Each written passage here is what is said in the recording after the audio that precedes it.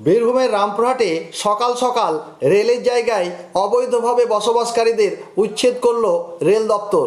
শনিবার অর্থাৎ আজ সকাল নাগাদ ঘটনাস্থলে এসে উপস্থিত হয় রেল পুলিশ ও রেল দপ্তরের আধিকারিকেরা।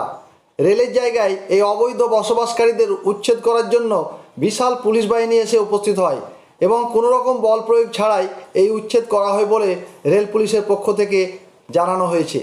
এদিন বীরভূমের রামপুরহাট পৌরসভার ১ নম্বর ওয়ার্ডের ওপর অবস্থিত লোকপাড়ায় রেলের জমি দখল করে অবৈধভাবে বসবাসকারী লোকেদের উচ্ছেদ প্রক্রিয়া শুরু করলেন রেল কর্তৃপক্ষ। এর আগে রেল কর্তৃপক্ষের পক্ষ থেকে নোটিশ জারি করা হয়েছিল। সেই মতো আজ রেলের আধিকারিক সহ বিশাল পুলিশ বাহিনী এসে উপস্থিত হন লোকপাড়ায়। যথারীতি কোনো রকম বল প্রয়োগ না করেই উচ্ছেদ প্রক্রিয়া শুরু করেন।